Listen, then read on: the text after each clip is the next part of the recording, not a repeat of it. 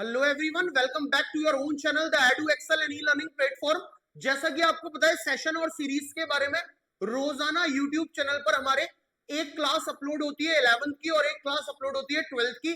अगर आप currently 11th में है या करेंटली 12th में है या 11th 12th पास आउट कर चुके हैं और किसी पर्टिकुलर एंट्रेंस की तैयारी कर रहे हैं, चाहे फिर आपकी स्ट्रीम पीसीबी हो या फिर आपकी स्ट्रीम पीसीएम हो, चाहे आप नीट के लिए प्रिपेयर कर रहे हो या आप एमयू बीटेक जेडबलई मेंस के लिए प्रिपेयर कर रहे हो, तो आप बिल्कुल सही प्लेटफॉर्म पर हो। यहाँ आपको सारी क्लासेस अवेलेबल होती हुई दिखाई देंगी।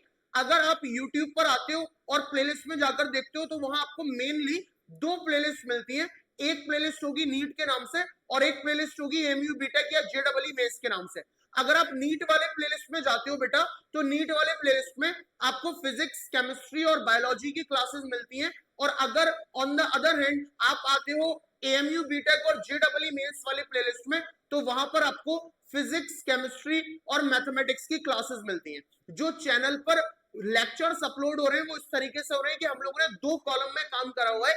एक 11th में मैथमेटिक्स के जितने भी चैप्टर हैं, मैं मैथ्स की बात कर रहा हूं क्योंकि as you know I am your mathematics mentor at this particular platform. अगर आप 11th की मैथ्स की बात करते हो तो रोजाना चैनल पर आपको 11th की मैथमेटिक्स का कंटेंट, 11th की मैथमेटिक्स के लेक्चर्स अपलोड होते हुए दिखाई देते हैं और उसी टाइमिंग पर 12th के लेक्चर्स भी वहां पर अपलोड हो रहे हैं। पहले हमने स्टार्ट 11th से किया था, लेकिन अब 11th और 12th को पैरेलल में लेकर के चल रहे हैं।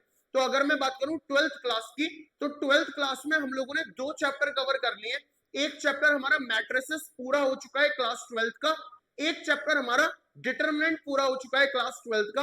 अगर आप साथ के साथ वीडियो देख रहे हो तो आपको यह भी अंदाजा हो रहा होगा कि हम बहुत बेसिक से स्टार्ट कर रहे हैं और एडवांस लेवल तक जा रहे हैं, ताकि आपका 11th के साथ साथ कोई भी पर्टिकुलर एंट्रेंस जिसके लिए आप टारगेट कर रहे हो उसकी तैयारी भी आसानी के साथ हो सके। ओके, तो हमने क्लास 12th का जो चैप्टर स्टार्ट किया था वो इनवर्स ट्रिग्नोमेट्रिक फंक्शन स्टार्ट किया था और आज इनवर्स ट्रिग्नोमेट्रिक फंक्शन का लेक्चर नंबर 2 है, पार्ट नंबर 2 है।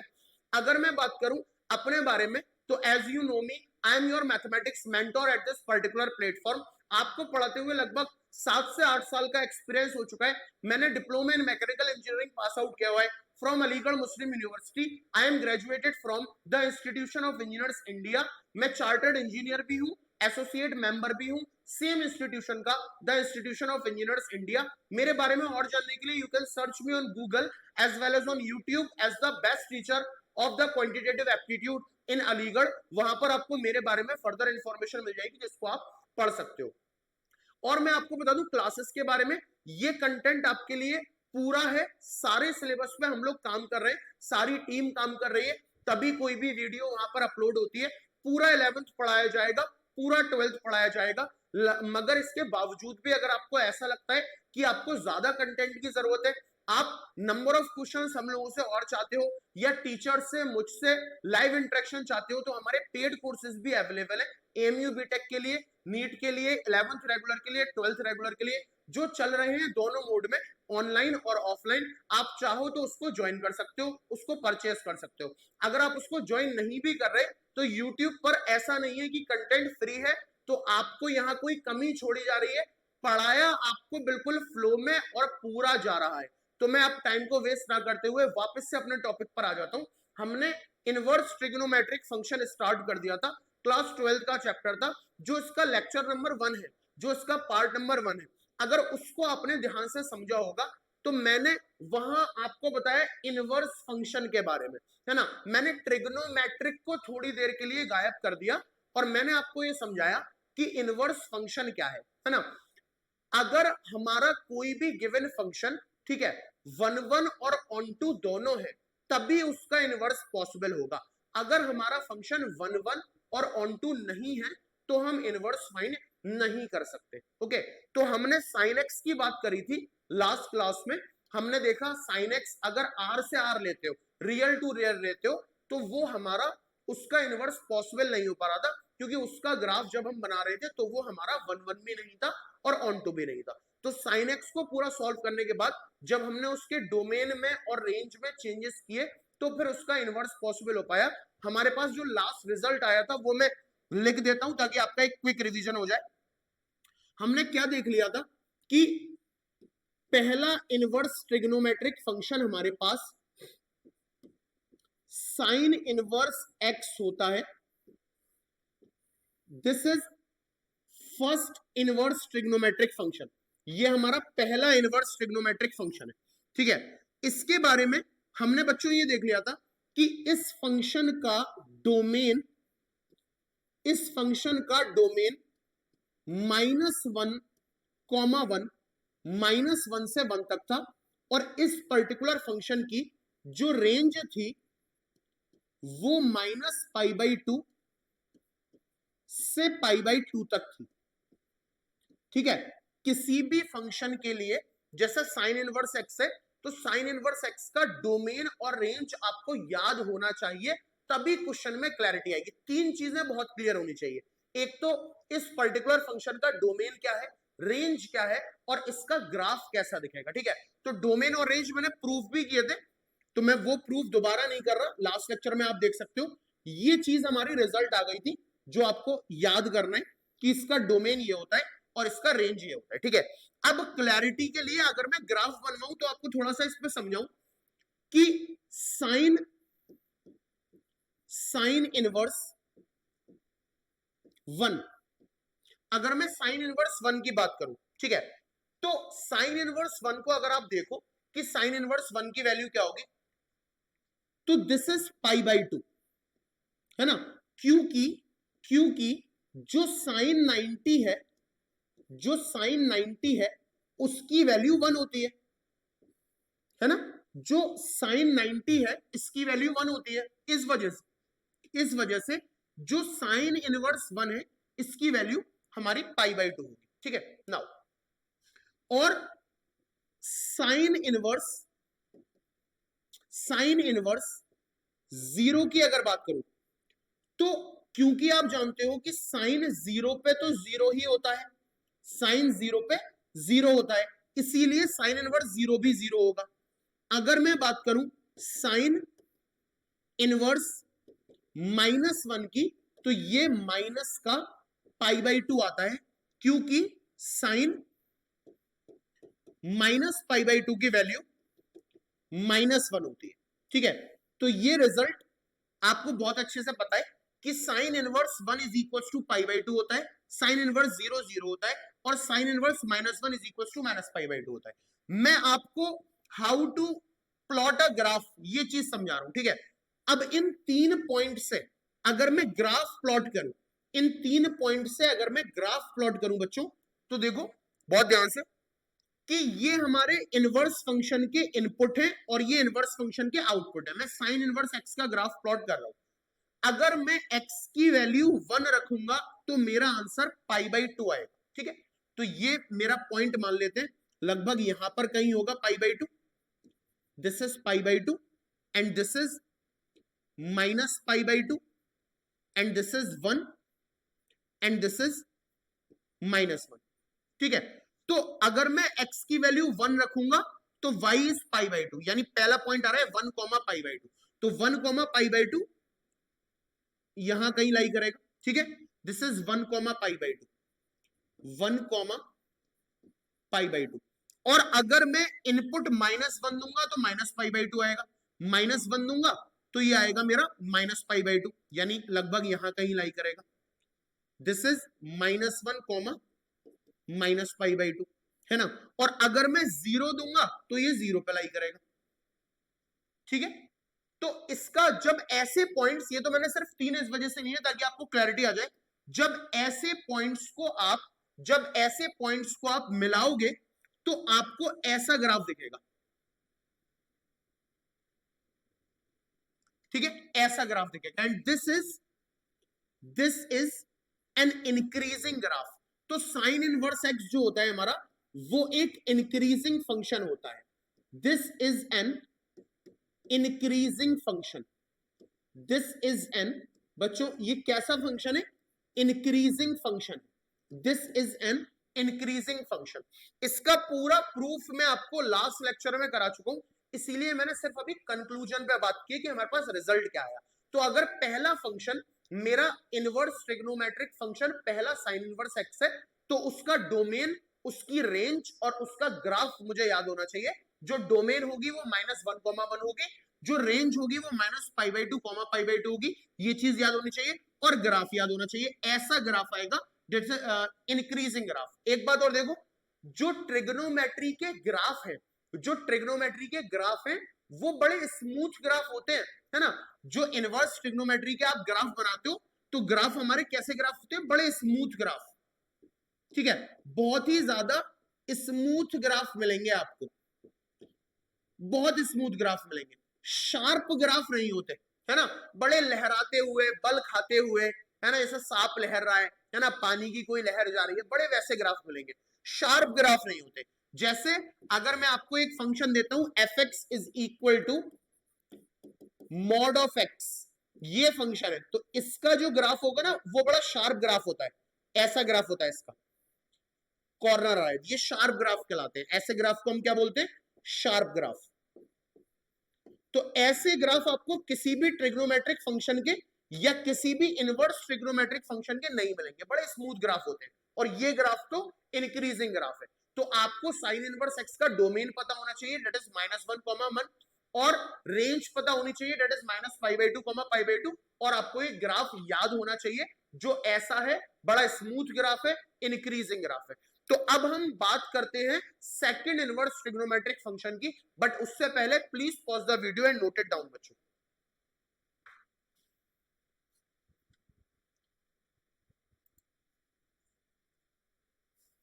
जल्दी से इसको नोट करेंगे, फिर नेक्स्ट देखेंगे हम अपना कॉज इनवर्स एक्स, ठीक है।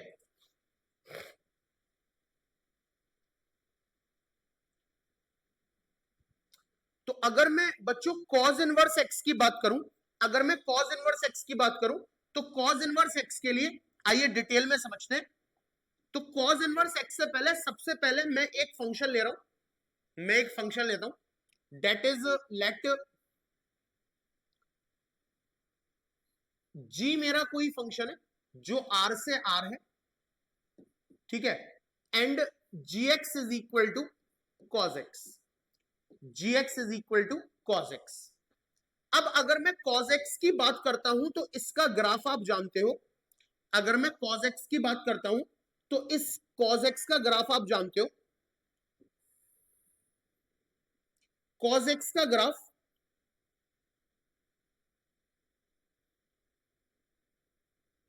ऐसा होता है,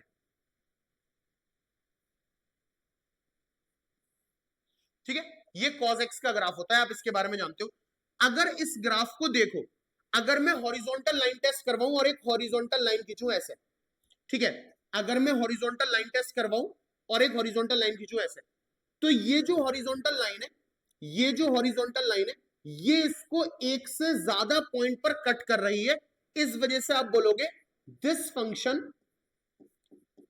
फंक्शन इज नॉट 1 1, ये 1 नहीं है, और साफ दिख रहा है ये फंक्शन हमारा ऑन टू भी नहीं है, this function is not 1 and onto, so inverse is not possible, inverse is not defined, इसका इनवर्स हमारा डिफाइंड नहीं होगा, ठीक है। मैंने फंक्शन लिया cos x जो r से r डिफाइंड था, आपने ग्राफ बनाया, आपने हॉरिजॉन्टल लाइन खींची, आपने देखा वो जो हॉरिजॉन्टल लाइन है वो उसको एक से ज्यादा पॉइंट पर कट कर रही है। अब ये हॉरिजॉन्टल लाइन में फेल हो रहा है, मतलब एक से ज्यादा पॉइंट पर कट नहीं करनी चाहिए थी, एक से ज्यादा पॉइंट पर कट नहीं करनी चाहिए थी, इसका मतलब ये हमारा 1 और ऑन टू नहीं है, दिस फंक्शन इज नॉट 1 और ऑन टू। और लास्ट क्लास में हम ये सीख चुके हैं, अगर हमारा फंक्शन 1 और ऑन टू नहीं है, इसका मतलब उसका इनवर्स डिफाइन नहीं कर सकते, बट हमें तो cos x का इनवर्स पढ़ना है जो cos इनवर्स x होता है। तो उसके लिए मैंने बोला ठीक है, अगर तुम लोगों की ये जिद है तो एक काम करो, एक काम ये करो, इसके डोमेन में और इसके रेंज में तुम चेंज करो। तुमने बोला सर क्या चेंज करें, सर क्या चेंज करें डोमेन और रेंज में, मैंने बोला ये चेंज करो कि इस फंक्शन का डोमेन ले लो 0 से पाई और रेंज ले लो -1 से 1, अगर जो पहले आर से आर था डोमेन और रेंज, उसमें चेंज करके तुमने डोमेन 0 से पाई कर दी, ठीक है, तो फिर और फंक्शन मैंने कहा यही रखो, gx is equal to cos X ही रखो।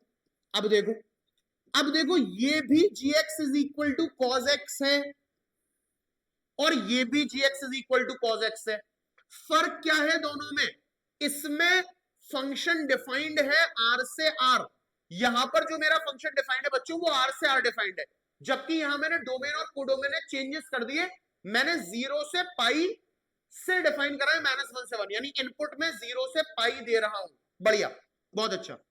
इससे क्या हुआ, मैंने कहा एक काम करो, ग्राफ प्लॉट करते हैं और देखते हैं क्या हुआ, ठीक है, ग्राफ प्लॉट करते हैं और देखते हैं क्या हुआ। ग्राफ प्लॉट कर रहा हूं और ग्राफ प्लॉट करने के लिए मुझे कुछ पॉइंट्स चाहिए, जैसा कि आप जानते हो, तो मैं कुछ पॉइंट्स लिख रहा हूं। मैं आपको बताना चाहता हूं cos 0 की value, what is the value of cos 0। मैं आपको बताना चाहता हूं cos 90 की वैल्यू, और मैं आपको बताना चाहता हूं cos पाई की वैल्यू। बताना नहीं, पूछना चाहता हूं, ठीक है। तो आप जानते हो सर cos 90 पे तो 0 हो जाता है और cos 0 पे 1 हो जाता है और cos पाई पे -1 हो जाता है। आपने मुझे वैल्यूज बतानी, मैंने कहा ठीक है।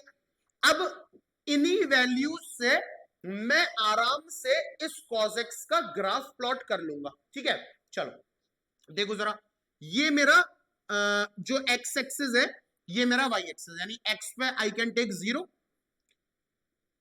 0 पे अगर तुम x की वैल्यू 0 दोगे तो ये 1 हो जाएगा, ठीक है। अगर x की वैल्यू 0 दोगे तो ये 1 हो जाएगा। लेट अस सपोज दैट 1 मेरा यहां कहीं है, और अगर तुम x की वैल्यू पाई दोगे तो ये -1 हो जाएगा, और लेट अस सपोज दैट -1 मेरा यहां कहीं है, ठीक है।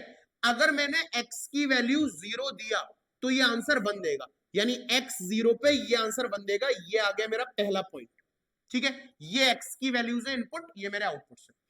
अगर मैंने इसको पाई दिया, अगर मैंने x की वैल्यू इसको पाई दिया तो ये आंसर -1 देगा। Let us suppose that x की वैल्यू पाई यहां पर कहीं है, ठीक है, यहां पर मेरा ये पाई है मान लेते हैं, तो तुमने इसकी वैल्यू पाई दी तो ये आंसर तुम्हें -1 देगा, यानी यहां कहीं पे आएगा पॉइंट,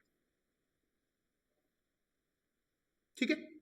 और पाई बाई 2 दिया तो ये 0 देगा, यानी अगर तुमने इसको पाई बाई 2 दिया तो ये तुम्हें 0 देगा, पाई बाई 2 पे ये तुम्हें 0 देगा, ठीक है। x is equal to pi by 2 पे 0 देगा। अब देखो ये तो 0 है, ये पाई है, पाई बाई 2 यहां होगा कहीं बीच में, दिस इज पाई बाई 2, तो पाई बाई 2 पे अगर तुमने ऐसे पाई बाई 2 दिया तो ये 0 देगा,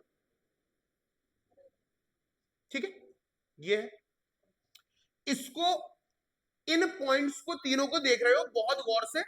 अब मैं इस पॉइंट को मिला रहा हूं, किस तरीके से मिलाऊंगा ये देखेंगे। इन पॉइंट्स को मैं मिला रहा हूं, सारे इस तरीके के पॉइंट्स जब मार्क करोगे तो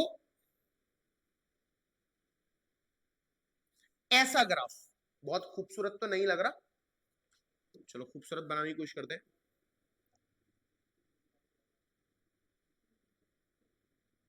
ऐसा ग्राफ, लगभग ऐसा कुछ ग्राफ, ये ग्राफ आएगा हमारा cos x का, ठीक है। अब इस ग्राफ को अगर तुम देख पा रहे हो तो ये इसी का टुकड़ा है, ये इसी का टुकड़ा है, इसका मैंने इतना टुकड़ा तोड़ के इधर कर दिया। मैंने इसके डोमेन और कोडोमेन बदले ही इस वजह से, ताकि मैं सिर्फ इतने रीजन में देख पाऊं, और ये टुकड़ा मैं इधर लिया, ठीक है। अब अगर मैं इसमें हॉरिजॉन्टल लाइन टेस्ट करूं, मैंने एक लाइन खींची यहां पर, ठीक है, मैंने एक लाइन खींची यहां पर, तो ये ग्राफ को एक ही पॉइंट पर टच कर रही है, मैंने यहां खींच दी एक लाइन, ये भी एक ही पॉइंट पर टच कर रही है, यहां खींची, ये भी, कितनी भी हॉरिजॉन्टल लाइन खींच दो ये ग्राफ को एक ही पॉइंट पर टच कर रही है। इसका मतलब ये जो मेरा ग्राफ बना है, ये ग्राफ मेरा 1 1 भी है और ऑन टू भी है।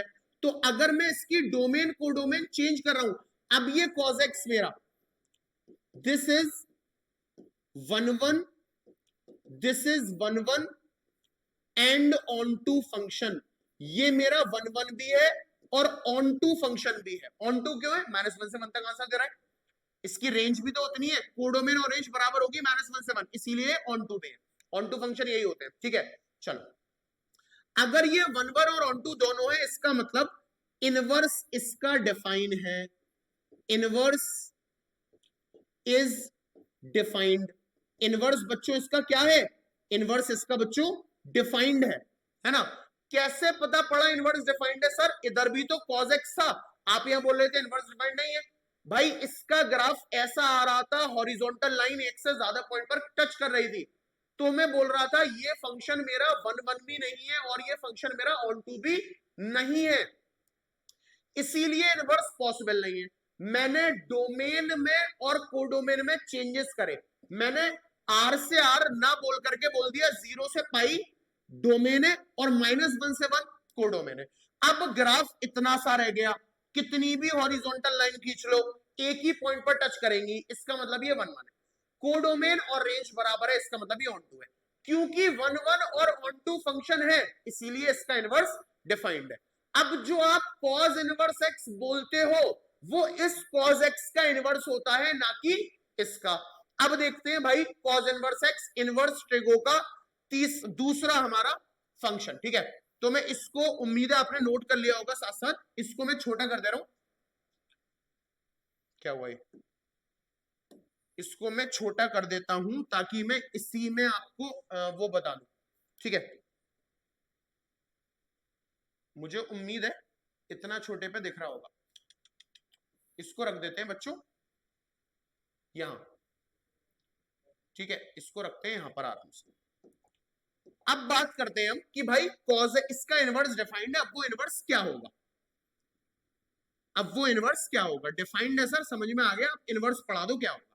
भाई इसका इनवर्स होता है, इसका इनवर्स होता है जो हमारा दूसरा इनवर्स ट्रिग्नोमेट्रिक फंक्शन है, fx is equals to cos inverse x। ये जो fx is equal to cos inverse x है, ये जो fx is equal to cos inverse x है, वो इस cos x का इनवर्स है।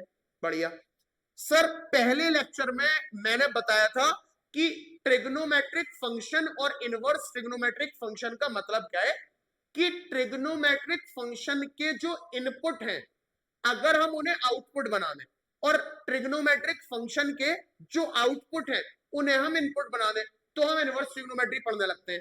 यानी fx is equal to cos inverse x के डोमेन का बात अगर मैं करूंगा, डोमेन का बात, तो आप बोलोगे सर टेंशन लेने वाली कोई बात नहीं है, इसका रेंज देखो क्या है, इसकी रेंज है -1 से 1, तो इसका डोमेन हो जाएगा -1 से 1।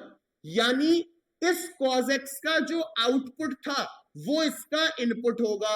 अगर मैं पूछूं बच्चों इसकी रेंज क्या होगी, तो आप बोलोगे सर रेंज का मतलब होता है आउटपुट, तो आप इसका इनपुट देखो, इसका इनपुट क्या था 0 से पाई, तो इसकी रेंज हो जाएगी 0 से पाई। जो इसका इनपुट वो इसका आउटपुट, जो इसका आउटपुट वो इसका इनपुट। यानी इस फंक्शन का डोमेन है -1 से 1 और इस फंक्शन की रेंज है 0 से पाई। भाई फंक्शन सामने है cos इनवर्स x, दूसरा इनवर्स ट्रिगो फंक्शन है, दूसरा ITF है, इनवर्स ट्रिग्नोमेट्रिक फंक्शन दूसरा है ना। डोमेन पता पड़ गई -1 से 1, रेंज पता पड़ गई 0 से पाई, एक चीज रह गई है, वो क्या रह गई है? ग्राफ। आओ ग्राफ देखते हैं, और ग्राफ देखने से पहले मैं इन्हीं 3 पॉइंट को दोबारा से लिखूंगा। क्या क्या? cos 0 अगर 1 है तो बेटा cos इनवर्स 1 0 होगा, है ना। cos 0 अगर 1 है तो cos इनवर्स 1 0 होगा। cos π/2 अगर 0 है तो cos इनवर्स 0 π/2 होगा। अगर cos π -1 है तो cos inverse -1 is equals to pi होगा। भाई हाँ या ना? ठीक है, cos इनवर्स 1 0 होगा, cos इनवर्स 0 π/2 होगा, cos इनवर्स -1 पाई होगा। इसके इनपुट उसके आउटपुट, इसके आउटपुट उसके इनपुट। ओके, क्लैरिटी आ गई। हमें ग्राफ बनाने के लिए 3 पॉइंट भी मिल गए। Let us talk about graph of the cos inverse x। cos inverse x का ग्राफ बनाते हैं, तो मैं बड़ी ही खूबसूरती से एक काम ये करता हूं, इसको डिवीजन में दे देता हूं, कुछ पॉइंट्स मुझे और भी बताने हैं, तो मैं डिवीजन कर रहा हूं यहां से। बहुत अच्छी ड्राइंग नहीं है, लेकिन आपके लिए कोशिश पूरी। हाँ जी सर, क्या बताना चाह रहे हो सर, बताओ भाई। इस बात को नोट कर लो, समझ लो, इस बात को नोट करेंगे सारे लोग, समझेंगे क्या कि the graph of a function, the graph of a function and its inverse and its inverse are are mirror image, are mirror image of each other, of each other at the line बच्चों y is equals to x। मतलब बहुत ही मतलब तगड़ी बात बता दी है तुम लोगों को, इसको नोट करते चलेंगे।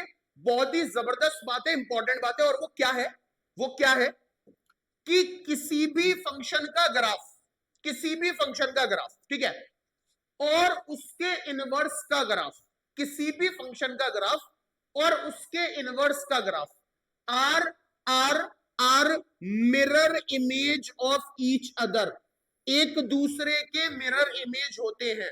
किसके अबाउट, किसके अबाउट, किसके about, about the line, about the line, about the line y equal to x.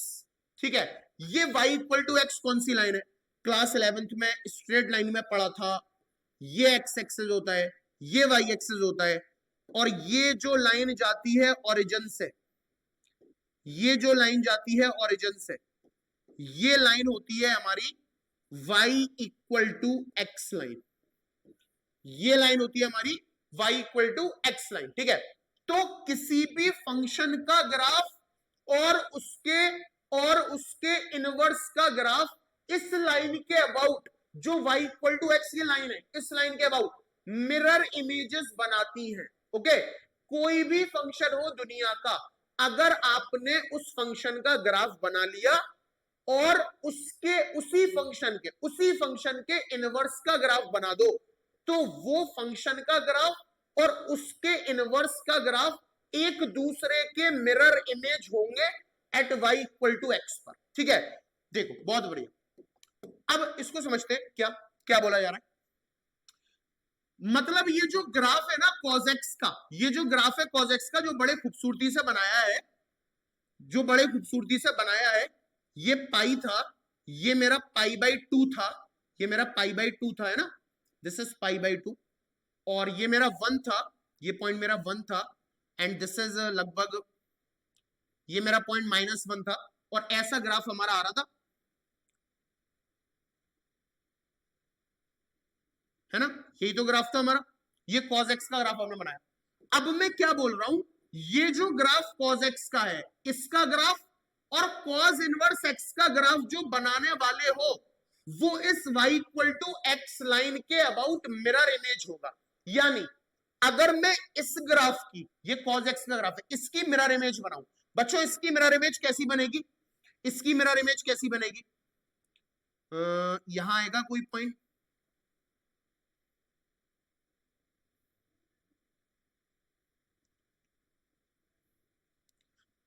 इसकी मिरर इमेज कैसी बनेगी, इस पॉइंट, मतलब एज इट इज नहीं है लेकिन फिर भी बनाने की कोशिश कर रहा हूं। ठीक है, यानी ये लगभग ये पॉइंट आएगा तुम्हारा लगभग यहां, इसकी मिरर इमेज हो गई, ऐसा कुछ आएगा। ठीक है, चलो मैं उधर बना के दिखाऊंगा, पहले मैं इसका ग्राफ बना लूं तब तुम्हें क्लैरिटी आएगी। ये मैं ग्राफ बना रहा हूं cos इनवर्स x का, cos इनवर्स x का ग्राफ है, cos इनवर्स x का ग्राफ बना रहा हूं बच्चों। ठीक है, ये है मेरा x, ये है मेरा y। ठीक है, पहले मैं पॉइंट्स को मार्क कर लेता हूं। इस बार ये मेरे इनपुट्स हैं, x की वैल्यूज है, और ये मेरे आउटपुट्स हैं, y की वैल्यूज है। ठीक है, तो x मुझे रखना है 1, तो लेट अस टेक 1 कहीं यहां ले ले रहे, और एक बार x मुझे -1 भी रखना है, -1 कहीं यहां ले ले रहे। ठीक है, एक बार जब आप x इज इक्वल टू 1 रखोगे तो y 0 आएगा, x is equal to 1 y equal to 0, यानी ये पॉइंट, ये पहला पॉइंट है 1,0। फिर बोल रहा है जब आप x 0 रखोगे तो y पाई बाई 2 आएगा, जब आप x 0 रखोगे तो y कहीं पे पाई बाई 2 आएगा, ठीक है।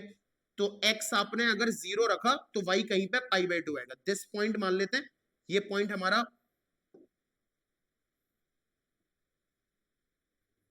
ये पॉइंट हमारा मान लेते हैं पाई बाई 2 है, ठीक है। और जब आप -1 रखोगे तो y हमारा पाई आएगा, तो पाई हमारा लगभग ये पॉइंट होगा हमारा पाई, ठीक है। चलो प्लॉट करते हैं, लेट अस प्लॉट। तो 1,0 एक पॉइंट ये हो गया 1,0, एक हो गया 0, पाई बाई 2, तो x0 y पाई बाई 2, एक पॉइंट हमारा ये हो गया 0, पाई बाई 2, एक हो गया -1, पाई, -1, पाई, यानी एक हो गया हमारा ये, ठीक है। तो ऐसा ग्राफ आएगा, इन पॉइंट्स को मिला रहा हूं,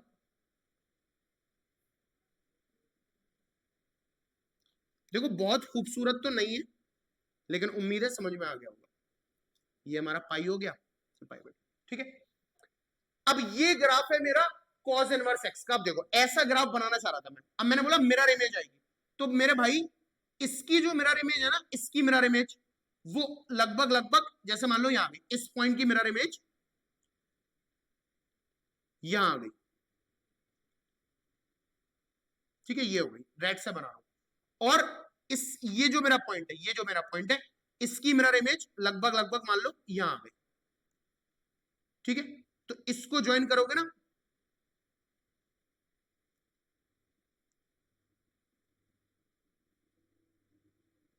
ऐसे, बहुत खूबसूरत नहीं हो रहा, ऐसे, ठीक है, लगभग थोड़ा सा ऐसा है, ठीक है। तो ये cos x का ग्राफ था और ये cos इनवर्स x का ग्राफ है, दोनों के दोनों एक दूसरे के मिरर इमेज है। देखो इसकी जो इमेज आ रही है वो ये आई है, इस पॉइंट की इमेज ये आई है और इस पॉइंट की इमेज ये आई है, तो मिरर इमेजेस बनाते हैं, ठीक है। चलो तो ये ग्राफ भी, ये जो ग्राफ है हमारा cos इनवर्स x का वो ऐसे आ रहा है, यानी दिस इज अ, बताओ इंक्रीजिंग ग्राफ है हमारा cos इनवर्स x का। देख के कैसा लग रहा है आपको, देख के cos इनवर्स x का ग्राफ इंक्रीजिंग लग रहा है या डिक्रीजिंग लग रहा है? क्योंकि मुझे तो ये cos इनवर्स x का ग्राफ डिक्रीज होता हुआ दिख रहा है। आप साइन का ग्राफ देखोगे तो ये ऐसा था, ऐसे था, बढ़ रहा था, इंक्रीजिंग ग्राफ था। वहीं अगर आप इसका ग्राफ देखो तो ऐसे है ना, नीचे की तरफ आ रहा है, यानी इसका जो ग्राफ होता है हमारा वो होता है decreasing. So this is an decreasing function, ये हमारा डिक्रीजिंग फंक्शन है।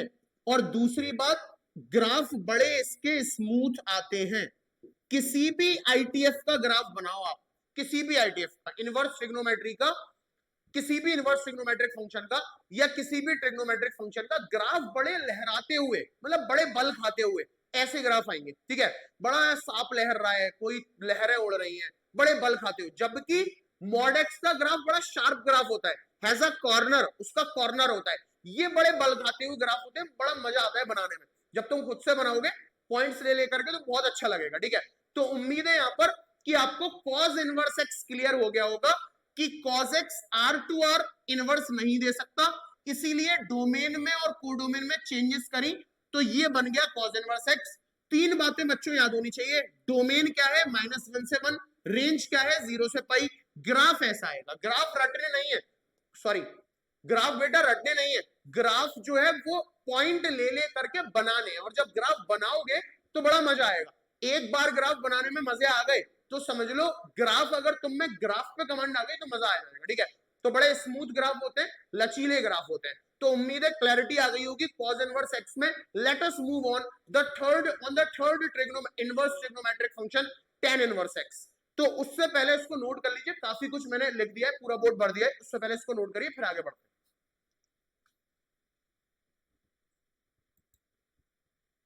ओके इसको नोट करेंगे जल्दी से, उसके बाद हम तीसरे पे आते हैं, डेट इज 10।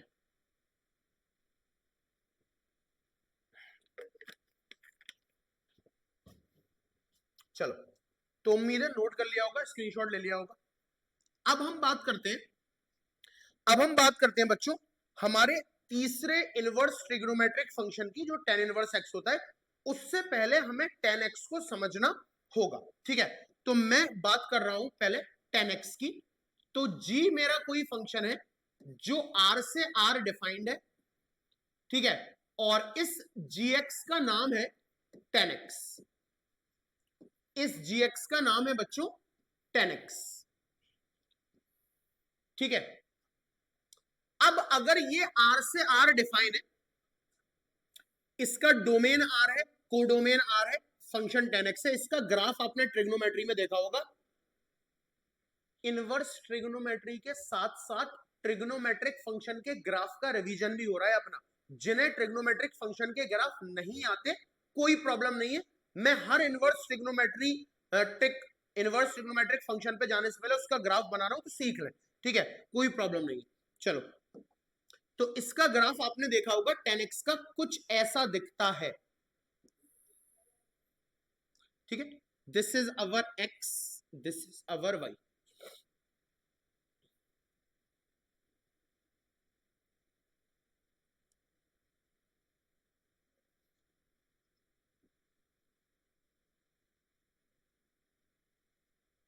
कुछ ऐसा दिखता है, बड़ा मतलब मजा आ जाएगा तुम्हें इसका ग्राफ देख के, ठीक है।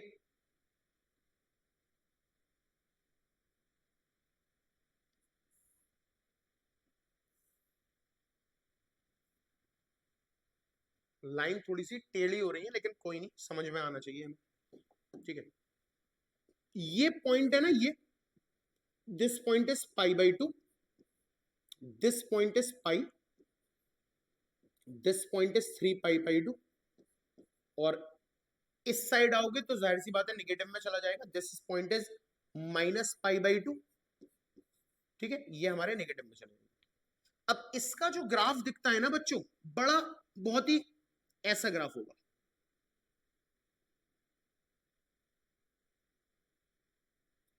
ठीक है।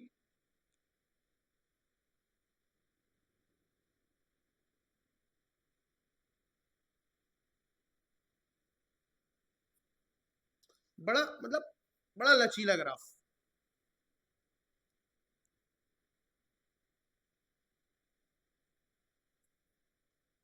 देख रहे हो, बहुत ही शानदार ग्राफ। ये रेड वाला जो है वो है, ठीक। ये ग्राफ होता है tan इनवर्स x का। देख रहे हो कितना, मतलब देख के ही इंसान का दिल मतलब ऐसा हो जाए कि हाँ भाई कुछ तो है। किसी आर्ट्स वाले स्टूडेंट को या कॉमर्स वाले स्टूडेंट को अगर दिखा दिया, सोच पा रहे हो, मतलब समझ में नहीं आ रहा, लेकिन देख के बड़ा मजा आ रहा है, खुश है। तो ये जो रेड लाइंस दिख रही हैं, ये जो रेड लाइंस दिख रही हैं, दिस पॉइंट इज 0, ठीक है, ये पॉइंट हमारा 0 है, ओरिजिन है। ये जो हमारी रेड लाइंस दिख रही हैं, ये हमारा 10x का ग्राफ होता है। अब सर प्रॉब्लम क्या है इस ग्राफ के साथ? है तो बड़ा खूबसूरत, लेकिन प्रॉब्लम ये है कि अगर कोई भी हॉरिजॉन्टल लाइन तुमने, कोई भी हॉरिजॉन्टल लाइन बेटा अगर तुमने ड्रॉ कर दी, कोई भी हॉरिजॉन्टल लाइन तुमने ड्रॉ कर दी, ये क्या है सर? ये क्या है सर? ये मैंने बना दिया बच्चों, ये मैंने बना दिया बच्चों एक हॉरिजॉन्टल लाइन, क्योंकि मुझे चेक करना है हॉरिजॉन्टल लाइन टेस्ट से। ये बना दिया मैंने हॉरिजॉन्टल लाइन। अगर मैंने कोई भी हॉरिजॉन्टल लाइन बना दी तो तुम देख पा रहे हो कि इसने इस रेड लाइंस को, इस ग्राफ को एक से ज्यादा बार कट करना स्टार्ट कर दिया है। इसका मतलब ये फंक्शन हमारा हॉरिजॉन्टल लाइन टेस्ट में हुआ फेल। दिस इज नॉट 1 1, ये हमारा 1 1 नहीं है, एंड नॉट ऑन टू, ये हमारा ऑन टू फंक्शन भी नहीं है। ना ही ये मेरा 1 1 है, ना ही ये मेरा ऑन टू है। 1 1 क्यों नहीं है भाई? हॉरिजॉन्टल लाइन टेस्ट में फेल हो चुका है, ठीक है, सही है। अब अगर 1 1 और ऑन टू नहीं है, मतलब inverse is not defined, inverse is not defined. बेटा इसका इनवर्स डिफाइन नहीं है। सर क्या बात है, आपने तो बताया था और हम बहुत एक्साइटेड थे, साइन इनवर्स एक्स भी पढ़ लिया था, कॉस इनवर्स एक्स भी पढ़ लिया था। अब वक्त आ गया था कि हम पढ़ने वाले थे tan इनवर्स एक्स, बट आप बोल रहे हो कि tan x का इनवर्स डिफाइन नहीं है। बिल्कुल सही बोल रहा हूं, तब तक डिफाइन नहीं है जब तक इसका डोमेन और कोडोमेन R2R है। आप बोले सर आप क्या बोलना चाह रहे हो ना, अब बात समझ में आ चुकी है बिल्कुल, हमारे बहुत क्लियर हो चुकी है हमारे, कि आप चाहते हो कि हम इसके डोमेन और कोडोमेन में चेंज कर दें। तो लो भाई कर दिया। मैंने बोला इसका तुम ले लो डोमेन 0 से pi, but this is not included. मैंने ऐसे नहीं लिखा, मैंने ऐसे नहीं लिखा। इन दोनों ब्रैकेट्स में आपको फर्क पता है, यहां पर ये स्क्वायर ब्रैकेट है, 0 और पाई दोनों इंक्लूडेड है, बट यहां 0 और पाई इंक्लूड नहीं है। ठीक है, तो 0 टू पाई इंक्लूड नहीं है। और मैंने कहा कोडोमेन अपना यही रखते हैं आर, कोडोमेन भाई अपना आर ही रखते हैं, कोडोमेन आर ही सही लग रहा है। सिर्फ और सिर्फ इसके इनपुट्स जो थे, जो इनपुट्स थे आर, उसको बदल करके मैंने कर दिया 0 से पाई। फंक्शन मेरा अभी भी 10x ही है, फंक्शन मेरा अभी भी 10x ही है बच्चों। ठीक है, अब ये gx is equal to 10x function है, और इसमें फर्क क्या है, इसका डोमेन था r, इसका डोमेन मैंने बदल दिया 0 से पाई, जो इंक्लूडेड नहीं। बहुत बढ़िया, बहुत बढ़िया। क्या हुआ इससे, इससे ये हुआ, इससे ये हुआ बच्चों, आप जानते हो कि 10, आप जानते हो 10 0 की वैल्यू 0 होती है। आप जानते हो 10 0 की वैल्यू 0 होती है, बिल्कुल सही बात है। आप जानते हो 10 90 यानी 10 पाई बाई 2 नॉट डिफाइन होता है, जानते हो ना, 10 पाई बाई 2 इज नॉट डिफाइन। आपने कहा सर 10 90 की वैल्यू डिफाइन नहीं होती है। भैया 10 90 तो नॉट डिफाइन होता है, जानते हैं सर। मैंने कहा एक काम करो, 90 ही तो नॉट डिफाइन है, 90 ही तो नॉट डिफाइन है, तुम 90 से थोड़ा सा, 90 से थोड़ा सा कम वैल्यू ले लो, 90 से थोड़ा सा कम ले लो। इसको लिखते हैं 90 से थोड़ा सा कम, मतलब माइनस, ये जो ऊपर सिंबल है ना वो माइनस है, समझना। 10 90 नॉट डिफाइंड है, मैं बोल रहा हूं 10 90 से थोड़ा सा कम ले लो। अगर 10 90 से थोड़ा सा कम ले लोगे तो इन्फिनिटी आ जाएगा। ठीक है, ओके। अब 10 माइनस पाई बाई 2 क्या है, तुमने बोला सर 10 90 बोलो वो भी नॉट डिफाइंड है, या माइनस पाई बाई 2 बोलो वो भी नॉट डिफाइंड है। मैंने कहा ठीक है, माइनस पाई बाई 2 ही तो नॉट डिफाइंड है, इसका थोड़ा सा ज्यादा ले लो, प्लस का मतलब थोड़ा सा ज्यादा लो, थोड़ा सा ज्यादा लोगे तो ये आ जाएगा माइनस इन्फिनिटी। पहले बताओ ये बात मेरी समझ में आई, ये बात मेरी समझ में आई, क्रिस्टल क्लियर हुई कि ये 90 का क्या चक्कर मैंने लगाया, थोड़ा सा ज्यादा और थोड़ा सा कम। 10 0 तो मेरा 0 है, 10 पाई बाई 2 नॉट डिफाइन होता है, तो मैंने पाई बाई 2 के ऊपर माइनस लगा, मतलब थोड़ा सा कम, दैट इज इन्फिनिटी आ गया। 10 माइनस पाई बाई 2 भी नॉट डिफाइन होता है, इस वजह से मैंने हल्का सा बढ़ा दिया, प्लस कर दिया, तो मेरा माइनस इन्फिनिटी आ गया। ठीक है, 10 90 नॉट डिफाइन होता है, अगर मैं बोलूं 10 पाई बाई 2, तब तुम बोलोगे 10 पाई बाई 2 इज नॉट डिफाइंड, और ये बात बिल्कुल सही है, 100% सही है। लेकिन मैंने कहा पाई बाई 2 से थोड़ा सा कम, इसीलिए माइनस लगाया, इसका आंसर है इन्फिनिटी। 10 माइनस पाई बाई 2 भी नॉट डिफाइंड है, लेकिन मैंने ऊपर प्लस लगाया थोड़ा सा ज्यादा, मतलब माइनस इन्फिनिटी। क्लियर हो गया? ठीक है, अब देखते हैं, अब देखते हैं graph. This is X, this is Y. ठीक है, ठीक है,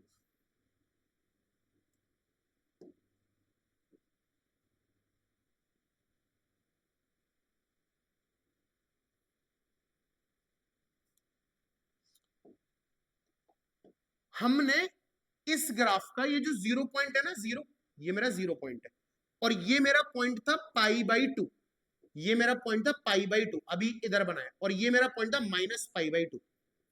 तो मैंने पाई बाई 2 से इधर वाला गायब कर दिया, और माइनस पाई बाई 2 से इधर वाला इसको गायब कर दिया, और पाई बाई 2 से इधर वाला गायब कर दिया, ऐसा।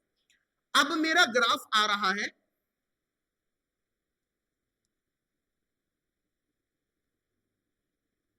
ऐसा, अब मेरा ग्राफ आ रहा है ऐसा, ये ग्राफ है 10x का।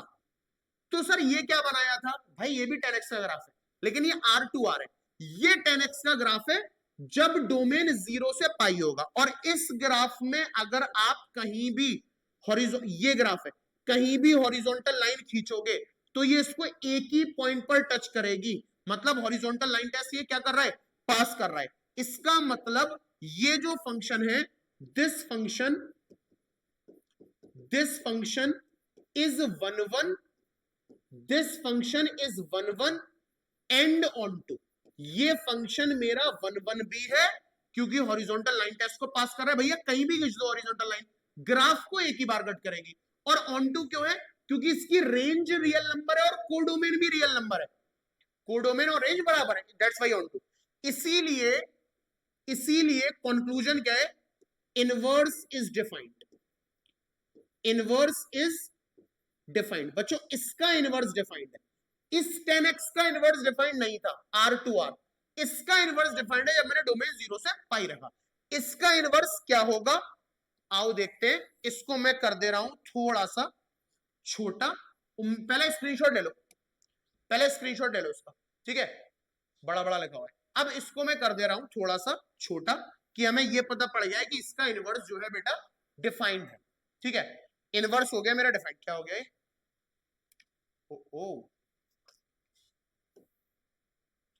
ये क्या हो गया,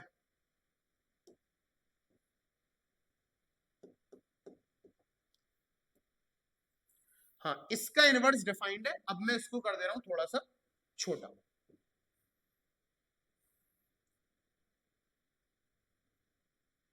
इतना छोटा बहुत है, देख तो रही है।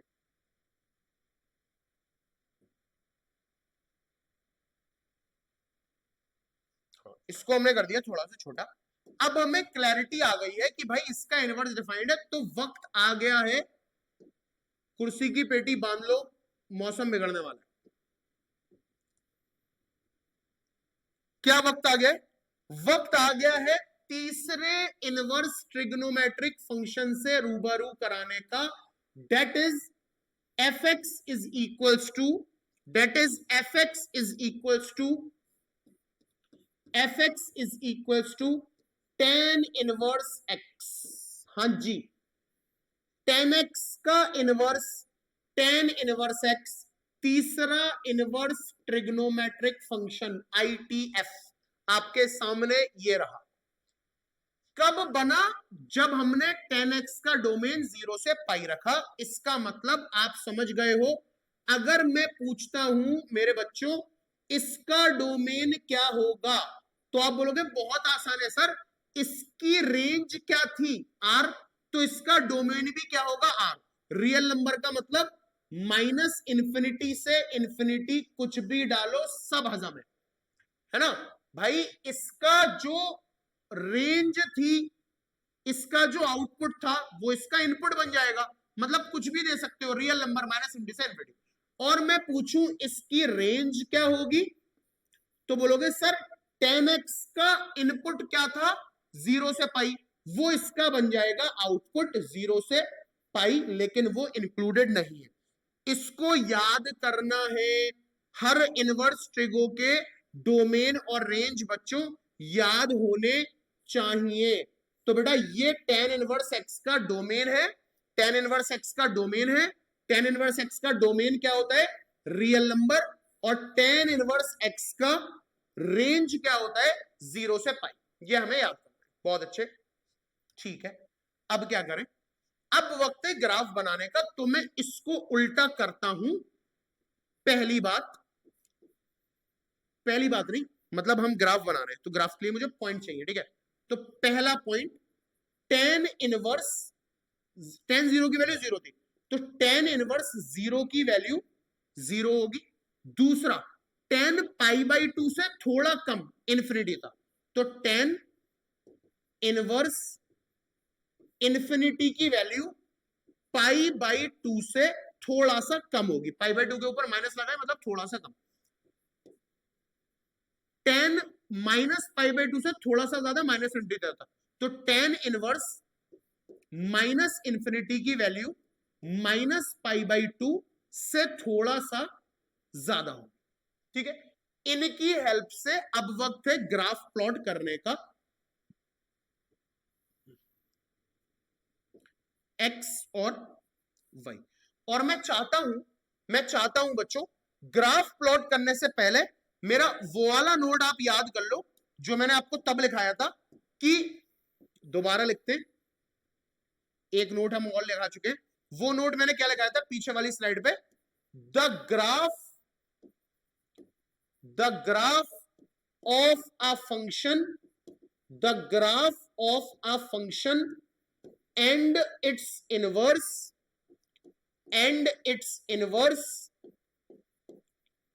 are mirror image of each other, are mirror image of each other about y is equal to x line, about y is equals to x line।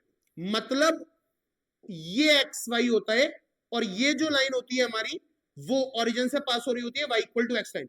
इसके अबाउट किसी भी फंक्शन और उसके इनवर्स का ग्राफ जो होता है हमारा वो मिरर इमेज बनाता है। ठीक है, तो अब वक्त आ चुका है कि हम बनाएं अपना आखिरी ग्राफ, फिर मिरर इमेज वाला मतलब भी समझाऊंगा। आईटीएफ का आखिरी ग्राफ है, चाहो तो इसका स्क्रीनशॉट ले सकते हो। ठीक है, लाइंस हमारी जो ऐसे ऐसे आ रही थी वो अब थोड़ी सी घूम जाएंगी।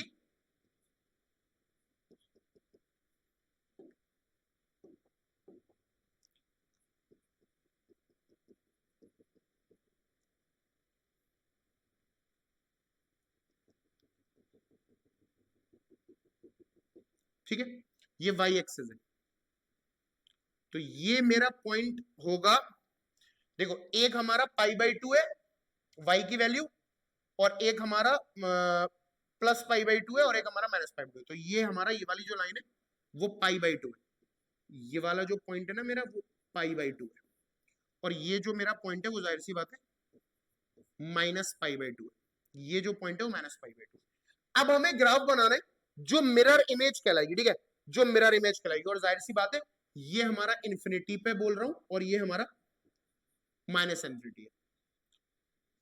ये वाई क्यों लिखा दिया मैंने, ये वाई क्यों लिख दिया मैंने,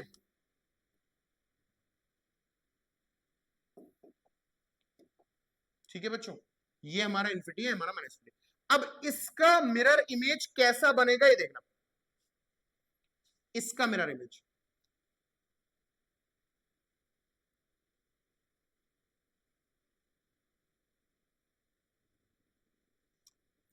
एक बात देख पा रहे हो, ग्राफ इस माइनस पाई बाई 2 वाली लाइन को और पाई बाई 2 वाली लाइन को टच नहीं कर रहा।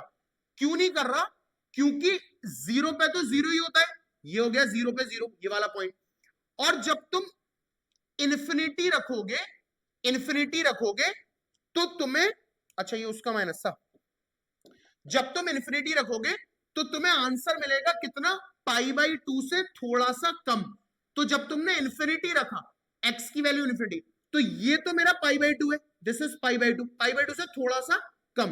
और जब तुम माइनस इन्फिनिटी रखोगे, ये माइनस इन्फिनिटी है, तीसरा पॉइंट, माइनस इन्फिनिटी रखोगे तो ये माइनस, ये वाली जो लाइन है ना माइनस पाई बाई 2, इससे थोड़ा सा ज्यादा, तो इसलिए ऊपर है, टच नहीं कर रहा है, देख रहे हो ये थोड़ा सा अलग है। तो वही पाई बाई 2 और माइनस पाई बाई 2 का मतलब था। ये जो है ना इसकी मिरर इमेज है, इसकी मिरर इमेज है, इसकी मिरर इमेज जब बनाओगे तो ऐसी है। तो ये था हमारा तीसरा function ITF tan inverse x, जिसका डोमेन होता है रियल नंबर, कुछ भी डाल सकते हो, रेंज होती है 0 से pi but not included, graph होता है ऐसा। ठीक है, तो मुझे उम्मीद है कि ये तीन चीजें आपको क्लियर हो गई होंगी, साइन इनवर्स एक्स आ गया, कॉस इनवर्स एक्स आ गया, tan इनवर्स एक्स आ गया। कल के लेक्चर में अब हम करेंगे बचे हुए तीन, कल बचे हुए तीन करा दूंगा तीसरे लेक्चर में, that is sec inverse X, cosec inverse X और कॉट इनवर्स एक्स। ठीक है, तो तब तक ये तीनों बहुत अच्छे से याद कर लीजिएगा। तो ये था हमारा लेक्चर नंबर 2, उम्मीद है आपको समझ में आया होगा। अगर समझ में आया तो वीडियो को लाइक कर दीजिए, चैनल को सब्सक्राइब कर लीजिए और जितना ज्यादा हो सके उतना ज्यादा इसको शेयर कीजिए। ओके, अल्लाह हाफिज टू ऑल। हाँ, और एक बात बेटा और बता दूं, अगर ये जो क्लासेस हैं वो पूरी तरीके से पूरा सिलेबस कवर कराएंगी, 11th का भी 12th का भी, लेकिन इसके बावजूद भी अगर आप ऐसा चाहते हो कि आपको number of question DPT PPT की फॉर्म में ज्यादा मिले, टीचर से लाइव इंटरेक्शन रखना चाहते हो तो हमारे पेड कोर्सेज भी स्टार्ट हो चुके हैं नीट के लिए, JEE मेंस, एमयू बीटेक के लिए, 11th रेगुलर के लिए, 12th रेगुलर के लिए। आप उन पेड कोर्सेज को परचेस कर सकते हो दोनों ही मोड में, ऑनलाइन भी और आपका ऑफलाइन भी, ठीक है। लेकिन अगर आप नहीं करना चाहते तो कंटेंट पूरा है 11th का और 12th का। Thank you very much.